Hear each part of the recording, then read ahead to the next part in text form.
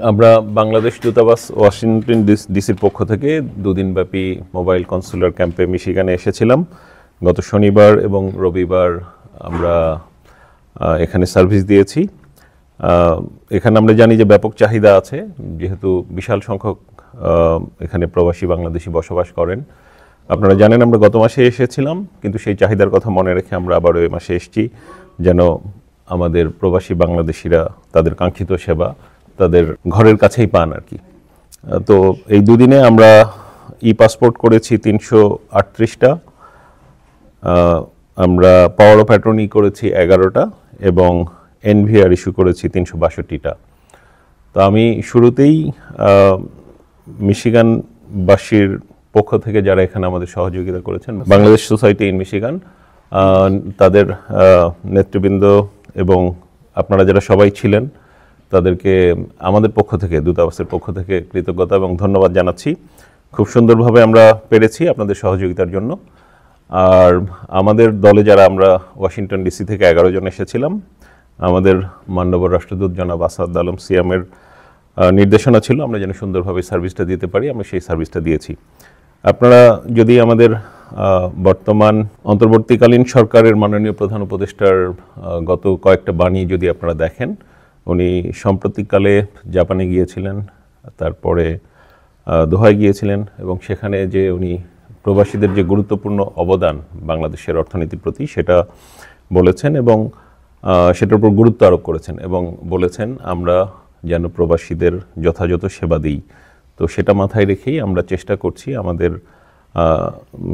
যুক্তরাষ্ট্রে, আমরা Washington DC থেকে যে স্টেটগুলো দেখি সেখানে আমরা অধিকতর সুন্দরভাবে আমাদের প্রবাসী বাংলাদেশিদের সেবা দেবার চেষ্টা করে যাচ্ছি। আমাদের সীমাবদ্ধতা আছে, তারপরেও আমরা আমাদের সর্বোচ্চটা দিয়ে চেষ্টা করছি।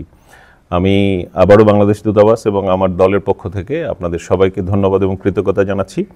আশা করছি আমরা অদূর ভবিষ্যতে আবারও আমাদের এই সেবা নিয়ে আসব।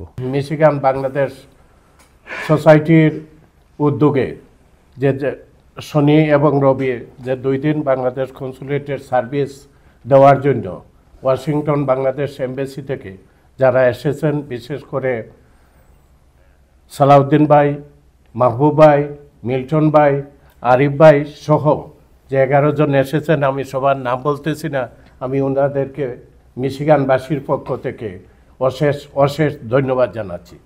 লাস্ট টাইম ওনারা যে মানবতার কাজ করে গেছেন, যে সহানুভূতি দেখিয়েছেন কাজের মধ্য দিয়া, এবার আসার পরে তা আবার প্রমাণ হলো যে ওনারা অন্তর থেকে বুঝতেছেন মিশিগানবাসীর প্রয়োজনটা এবং সেই প্রয়োজনের তাগিদেই ওনারা আশা করি অতি সত্বর আবার আসবেন এবং ওনারা যে সার্ভিস দিয়েছেন, আমি মিশিগানবাসীর পক্ষ থেকে বাংলাদেশ এমবেসি, কনসুলেট সবার প্রতি আবার অশেষ ধন্যবাদ জানাচ্ছি।